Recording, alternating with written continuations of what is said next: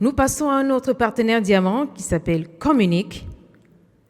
Et donc, l'exposé ou la présentation se portera sur compléter la transformation digitale de votre système de relations client-citoyen par une solution de signature électronique intégrée. Et pour ce, j'appelle ici Monsieur Yassine Touati, qui est CEO et cofondateur de Communique. Monsieur Touati, s'il vous plaît, sous vos applaudissements.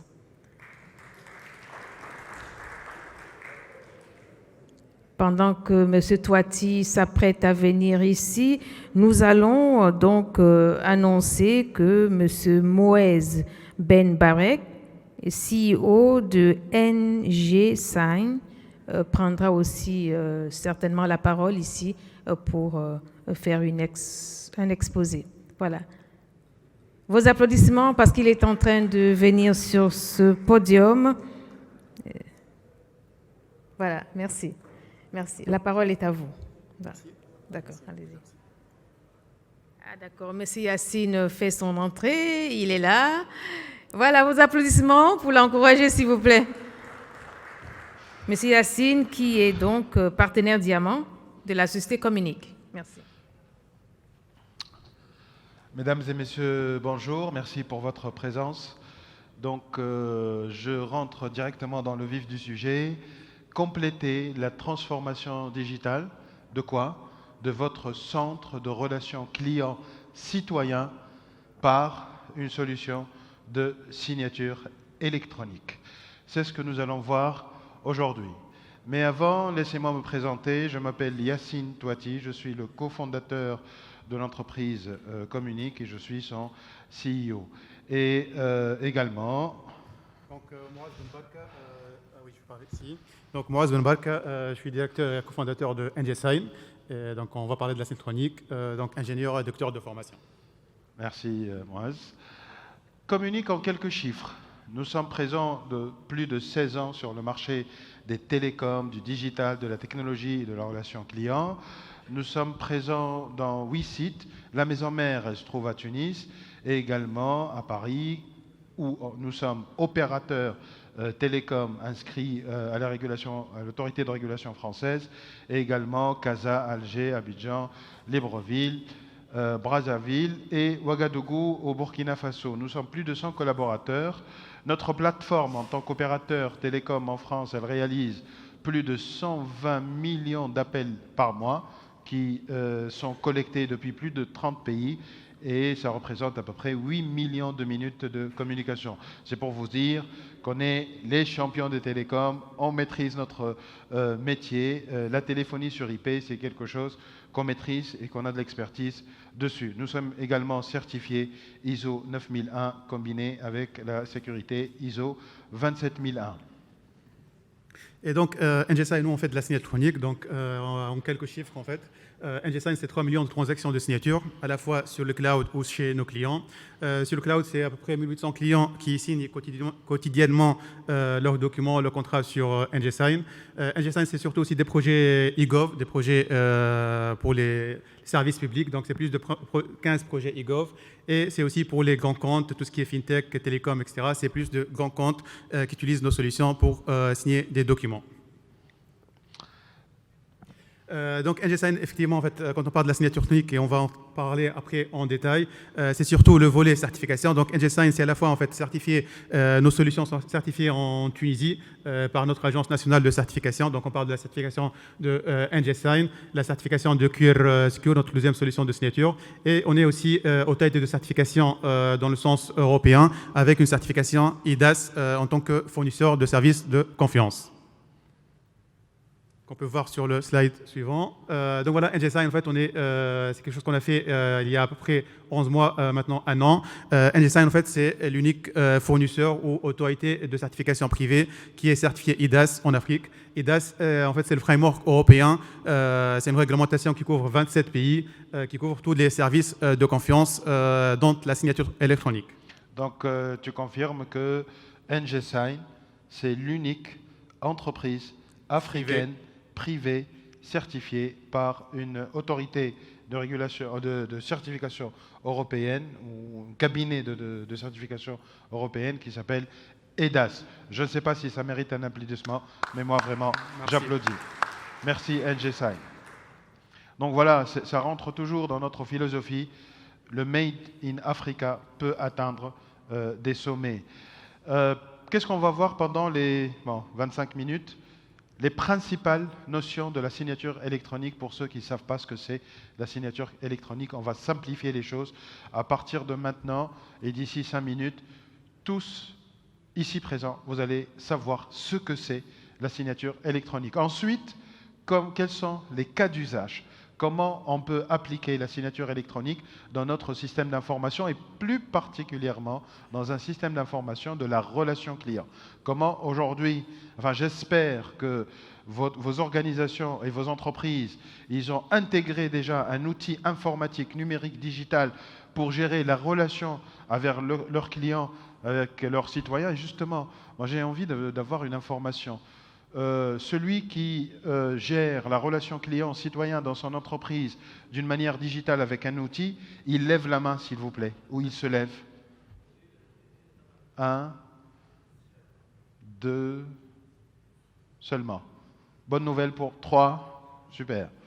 4, super, ok. Bonne nouvelle, n'est-ce pas? C'est bien, ça veut dire qu'on...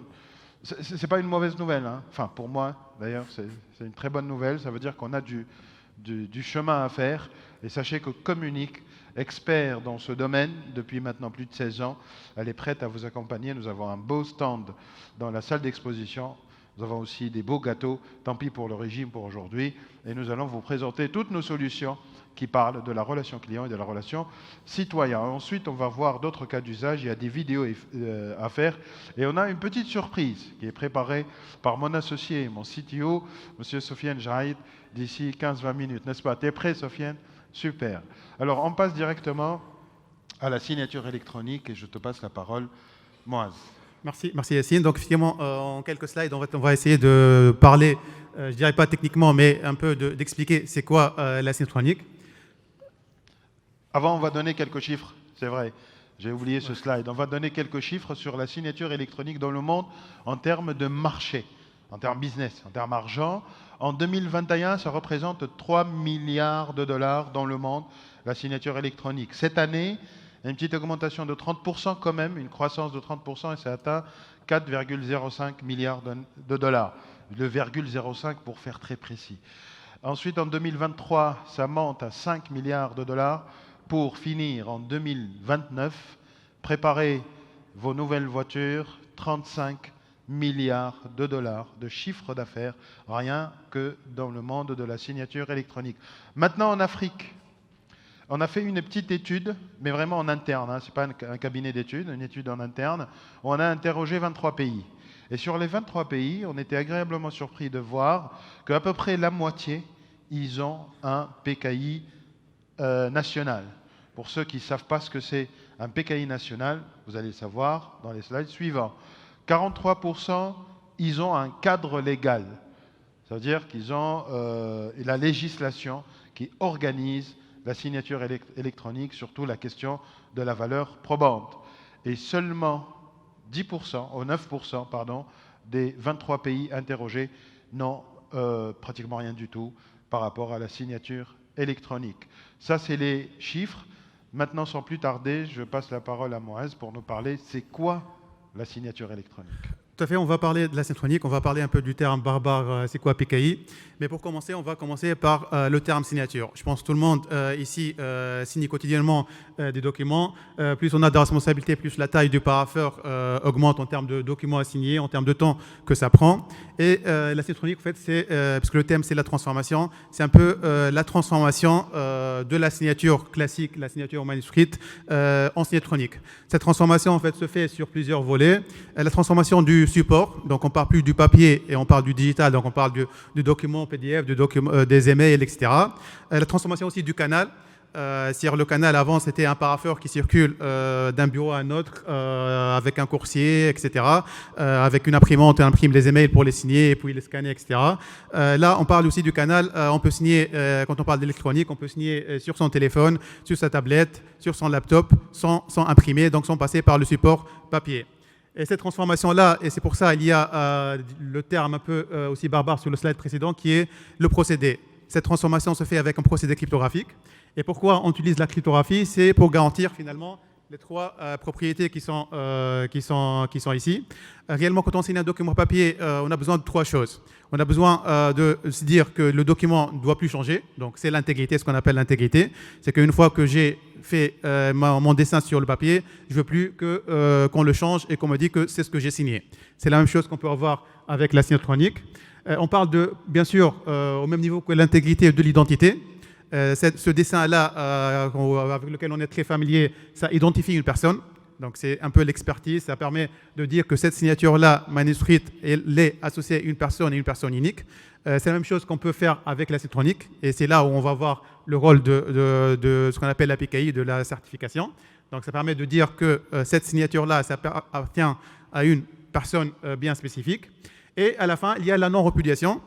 C'est quelque chose qu'on a aussi dans le monde papier, mais un peu plus compliqué. C'est le fait de dire qu'une fois que moi j'ai signé mon document, je ne peux pas me retirer. Je ne peux pas dire que ce n'est pas ma signature. Je ne peux pas dire que j'ai jamais signé ce document-là. Et la non-repudiation, naturellement, c'est très important, surtout quand on parle d'acte de contrat ou d'acte de vente. Il ne faut pas que les clients se désistent après l'acte de vente de dire c'est pas sur quoi je me suis engagé, c'est pas l'article que j'ai acheté.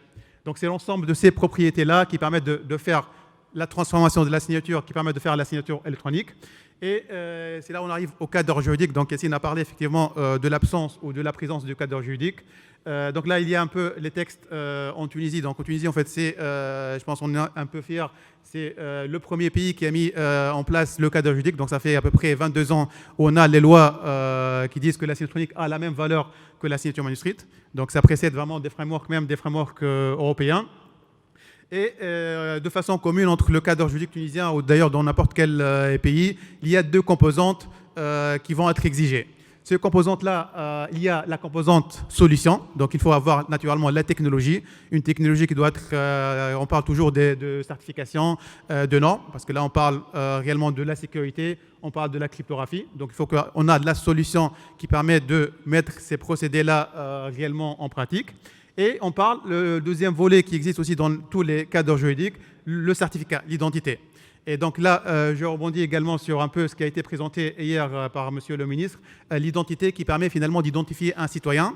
Et là, de façon plus générale, une identité qui permet d'identifier un citoyen, un client, une entité. Donc on parle de cachet serveur, par exemple, on parle de cachet, le remplacement du cachet humide, une identité qui permet d'identifier une entreprise.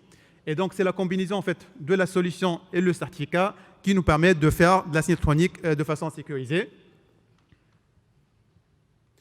Et c'est là, on arrive au terme PKI ou au terme FSC, fournisseur de services de certification. En fait, c'est les solutions ou c'est le framework qui permet de gérer ces certificats. Donc, en fait, ces certificats, finalement, c'est ça qui va nous permettre de signer des documents. C'est une sorte de carte d'identité, donc ce qui nous permet de s'identifier et de faire des usages de services sur le digital. Et c'est des certificats, en fait, des choses qui doivent être fournies, naturellement pas par n'importe qui, par des fournisseurs de services de certification, qui sont en général des tiers de confiance, soit publics, soit privés, qui vérifient les identités physiques et qui vous émettent l'équivalent, l'identité électronique. Et c'est cette identité électronique qui permet après de faire de la signature. Et on va voir avec Yassine, avec tout ça, avec toute la cryptographie-là, qu'est-ce qu'on peut faire en pratique. Bon, j'espère que ça a été clair pour vous. Donc, pour récapituler, la signature électronique, c'est identifier la personne. Comme aujourd'hui, on s'identifie avec une carte d'identité nationale, avec une photo, avec un numéro. Et bien, la carte d'identité nationale, elle se transforme en une certification électronique nationale. Comme par exemple le Mobile ID. On sait que celui qui a cette certification électronique, ben je suis sûr que c'est bien Hatem Trigui qui a cette certification et elle ne peut jamais être usurpée par quelqu'un d'autre. Ensuite, il y a la partie informatique qui permet d'utiliser, au lieu d'utiliser sa main, son stylo et un bout de papier, Et comme ça, on essaye de garder ce qui reste à garder de nos forêts et utiliser tout ça d'une manière numérique. Maintenant, qu'est-ce qu'on peut faire avec la signature électronique? On peut par exemple vendre en ligne. Hein, toutes les entreprises, elles aiment bien vendre, gagner de l'argent, faire du chiffre d'affaires, faire des bénéfices. Donc il y a toute une stratégie, toute une possibilité de pouvoir vendre en ligne, pas d'une manière classique, à travers des CRM. Maintenant, vendre, ça veut dire qu'il y a une entente entre un fournisseur et un client. Cette entente, elle doit être matérialisée souvent par un contrat, des conditions générales de vente, par un formulaire signé, par surtout le fameux bon de commande signé qui fait plaisir à nos commerciaux. Et bien, ce bon de commande signé, tout ça peut être fait d'une manière complètement numérique. Place à une vidéo que je vais commenter qui va vous montrer comment on passe d'un chat sur Messenger, quelqu'un qui rentre sur notre site web. J'espère que nous tous, on a dans nos organisations un site web. Ce n'est pas la peine de poser la question, levez la main, parce que j'aurai tout le monde qui va lever la main. Ce n'était pas le cas il y a 20 ans. Et j'espère que ça sera le cas dans l'année prochaine quand je poserai la question. La personne qui a un centre de relations clients digital dans son entreprise ou son organisation lève la main. J'aimerais bien voir que toutes les mains se lèvent.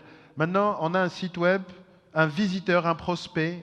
Il visite notre site web et il va cliquer sur le bouton Messenger de Facebook qui se trouve sur notre site web parce qu'il souhaite acheter quelque chose chez Communique. Il va dire bonjour, il est très poli, notre prospect, et Messenger va lui faire une réponse automatique pour lui dire merci de s'identifier. Oui, c'est mon adresse mail, je m'appelle mohamedbenslima@gmail.com et c'est mon numéro de téléphone. De l'autre côté du site web, sur le CRM, là où il y a le commercial front office, il va voir tout ça. Il va voir ce chat et il va voir que le prospect va lui annoncer une bonne nouvelle, va lui dire je veux m'abonner à Communique Voix IP. Hein, c'est très bien, le front office commercial va être super content et va lui dire parfait, c'est noté, un commercial va prendre en contact avec vous, va vous appeler, etc. Donc un chat qui va se faire. Et vous remarquez que sur ce CRM-là, on n'a pas besoin, le commercial n'a pas besoin d'ouvrir une fenêtre où il y a Facebook. C'est-à-dire n'importe quel commercial qui est connecté, il va pouvoir chatter avec n'importe quel prospect qui visite notre site web. Il lui dit merci, il continue à être sympa et poli. Et là, le bouton magique. On va convertir cette conversation en une opportunité ou un lead pour nos amis anglophones.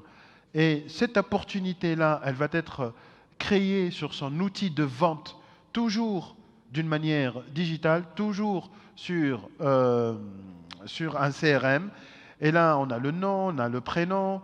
On va cliquer directement sans être obligé de prendre son mobile et sortir du process et appeler avec son mobile. Et comme ça, on n'a aucune traçabilité sur ce qui s'est passé sur la partie interaction vocale. Même l'interaction vocale, elle reste dans le CRM. On vérifie avec lui quelques informations. Alors, monsieur, vous voulez vous abonner? C'est super. Pour matérialiser notre accord, je vais vous envoyer un bon de commande. Restez en ligne et vérifiez votre adresse mail. Voilà, je viens de vous envoyer le mail, monsieur. Vous pouvez vérifier. Et là, le prospect va ouvrir son Gmail sur Firefox, par exemple, et hop, il reçoit de NGSign une invitation de signature de bon de commande tout en restant en ligne d'une manière digitale entre le commercial et le prospect. Et là, il va ouvrir son bon de commande et bingo, le beau logo de Communique, la petite icône de la téléphonie sur IP, les conditions, le prix, ça coûte 300 €, je sais, c'est pas cher. Hop, il clique sur T ou sur pour signer d'une manière un peu semi-manuelle. Voilà, la signature, il est faite. Il y a un SMS qui vient d'être parti. SMS sur le mobile du prospect pour être sûr que c'est bien lui qui va signer ce document d'une manière irrévocable. Hop, c'est bon, bravo, c'est signé. Je rappelle que le commercial et le prospect sont encore en ligne. Il va lui dire, alors, monsieur, vous avez bien reçu votre document signé? Oui, je l'ai bien reçu. Merci beaucoup. Félicitations. Faites bon usage de Communique Voix IP. Et là, le commercial sur son CRM, là, c'est le prospect qui est en train de voir son banque de commande bien signé et qu'il va payer un total hors taxe de 300 €. Et là, le commercial, son interface, il va dire oui, il a reçu, oui, il a signé et il qualifie sa vente. D'un site web, d'un chat messenger, jusqu'à l'appel téléphonique, l'identification du client, l'envoi de mail sur une même interface, sur un CRM, signé électroniquement de bout en bout.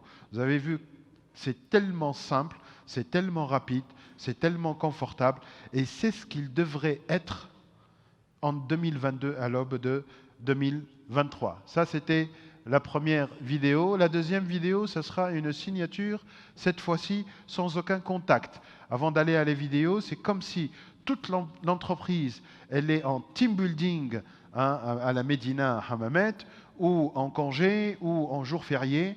Eh ben, un prospect qui, quand il va sur un site web, il a envie d'acheter quelque chose et de signer électroniquement un contrat, une convention, un bon de commande, c'est hyper simple. Il rentre sur un site web, il va remplir un formulaire, il va voir le logo, un petit paragraphe pour dire que voilà, j'ai envie de signer mon contrat électroniquement. Il remplit quelques informations, pareil, nom, prénom, le produit qu'il va acheter peut-être, l'adresse mail, le numéro de téléphone, directement, sans aucune interaction, avec le petit CAPTCHA. Oh là là, ça m'énerve ça, chez CAPTCHA. Mais il faut passer par là, hop, confirmer les informations et signer le contrat. Et directement, il va être emmené sur le contrat de Communique International. C'est un engagement télécom. Il va lire, il va regarder. Et pareil, à la fin, ce n'est pas la peine qu'il ouvre ce fichier, qu'il imprime sur l'imprimante, qu'il met le cachet bleu, qu'il met la signature. Ensuite, il scanne. Ensuite, il renvoie par mail. Tout ça, c'est fini. Ça se fait d'une manière aussi rapide, aussi confortable, toujours avec la double authentification par SMS. Et bingo, le contrat, il est signé électroniquement. Voilà, nous avons vu deux cas de figure totalement digital, totalement numérique, que ce soit pour vendre en ligne, 100% à travers un CRM, une signature électronique à la fin, ou pour signer un contrat. Et la bonne nouvelle, c'est que quand le contrat, ça c'est un chat on va dire, professionnel. C'est un peu un WhatsApp, mais c'est professionnel, particulier, dédié à une entreprise. Ça va remplacer le mail. Pour les gens qui ne le savent pas, le mail va disparaître d'ici les 3 prochaines années, au moins en interne. Déjà, nous, en interne, on communique entre collègues, on ne s'envoie plus de mails. C'est encore avec l'extérieur, mais à l'intérieur, on n'a plus besoin d'une solution mail pour communiquer. Il y a mieux, il y a ce qu'on appelle le chat collaboratif. Et donc le chat collaboratif, ce n'est pas seulement des personnes qui se parlent entre eux, qui s'envoient des fichiers, qui font des likes, mais c'est également des bots qui informent l'ensemble de l'entreprise de ce qui se passe à l'extérieur de l'entreprise. Par exemple, un visiteur d'un site web qui signe un contrat d'une manière électronique, le bot, il va informer sur un chat, un client vient de signer un contrat, veuillez consulter votre mail ou compte NG Sign. Donc la communication, elle reste fluide, numérique, complètement digitale, zéro papier, 100% green economy. Voilà, les autres cas d'usage, je ne sais pas si tu veux prendre la parole, Moaz. Merci Yassine. Donc effectivement, là on a vu peut-être les 2 premiers cas d'usage qui sont très importants, qui sont comment vendre, soit à distance, soit en ligne, etc. Mais la électronique, en fait, on peut l'utiliser là où il y a de la signature. Donc tout ce qui est fintech, tout ce qui est ouverture de compte en ligne, tout ce qui est signature de contrat, à la fois demande de crédit, leasing, etc. Contrat d'assurance. On peut l'utiliser aussi ce qu'on appelle la signature in person.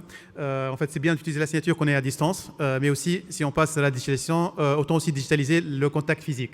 C'est-à-dire même quand le client finalement il va se déplacer, il va venir en agence, c'est pas la peine de lui imprimer une dizaine de papiers pour qu'il les signe, pour qu'on les archive, on les envoie au siège, etc. On peut le faire signer soit sur tablette, donc en tout cas sur un support électronique pour faire la signature de son contrat. La même chose pour le télécom, donc tout ce qui est achat de SIM, contrat de vente en ligne, donc tout ce qui est principalement B2B. Pareil, la signature unique en boutique, donc le client qui se déplace mais qui reste quand même dans le digital.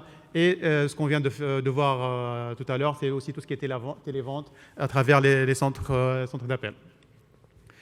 Et donc voilà, on peut généraliser en fait. Donc là, on a parlé plutôt des cas business B2B, mais aussi la signature, on peut l'utiliser en interne. Quand on dit interne, donc tout ce qui est en fait RH, contrat de travail, fiche de paye, les accords NDA entre partenaires, tout ce qui est facturation, bon de commande, comme on a vu tout à l'heure, bon de livraison, etc. Tout ce qui est workflow d'approbation, demande de congé. Voilà, en fait, tout ce qui actuellement se trouve dans vos parapheurs qui passent d'un bureau à un bureau ou qui passent d'un client pour les partenaires, etc. Ça peut être digitalisé et ça peut être signé de façon électronique. Voilà, je pense qu'on a tout dit. Merci. Et maintenant, place aux questions. J'espère que vous en avez beaucoup. Oui. Vous pouvez passer le micro, s'il vous plaît, s'il y en a.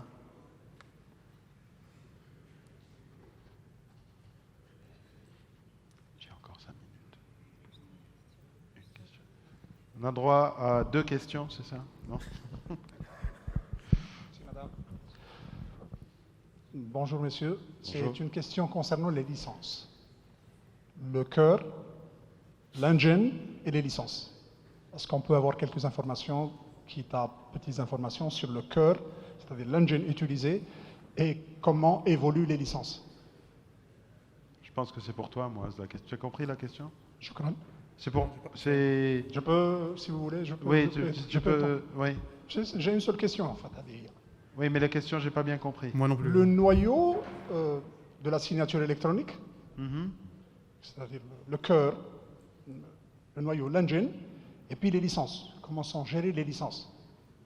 Donc c'est par paquet, par 1000, par 100, par million, d'accord. par portefeuille, par... Ouais. voilà. Sur la part... Alors, merci pour la question, merci Ok, beaucoup. ok, je comprends. Alors, pour la partie licence, c'est par nombre de signatures, je pense. Voilà, c'est ça. C'est un peu comme les appels téléphoniques, c'est durée, c'est nombre de minutes, nombre d'heures.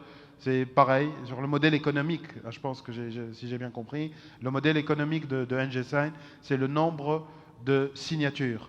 Vous achetez un paquet de 1000 signatures, 100 signatures, 100 000 signatures, et plus le nombre est gros, plus le prix, on peut en discuter après sur notre stand dans la salle d'exposition. Par rapport au cœur, J'ai pas compris en fait la question par rapport au cœur. c'est de l'informatique, enfin, c'est des systèmes d'exploitation, c'est du développement informatique, c'est des logiciels. C'est plus un socle, effectivement, en l'occurrence, c'est un socle logiciel avec deux modèles finalement technologiques. Soit c'est un socle sur le cloud, donc vous consommez le service directement sur le cloud sans aucun prérequis. Donc quand je dis sur le cloud, c'est vraiment un cloud privé qui est sécurisé, qui est certifié, etc. Donc on ne parle pas du cloud, vos données sont vraiment très contrôlées, très sécurisées. Ou le modèle qu'on appelle on-premise, c'est que la solution en tant que licence est installée chez le client, donc naturellement là, avec une intégration chez le client. Et on a aussi le modèle un peu hybride où en fait, parce que quand on parle de la signature, la certification, il y a en général la composante données, data, et la composante crypto. Et le modèle hybride, en fait, c'est qu'on met la data chez le client, donc dans son système d'information, et la crypto reste sur le cloud. Parce que la crypto, c'est là où il faut sécuriser les choses, c'est là où on utilise notre cloud sécurisé. Voilà, ça sera tout. Merci beaucoup Merci. pour votre attention. Merci. Mais merci.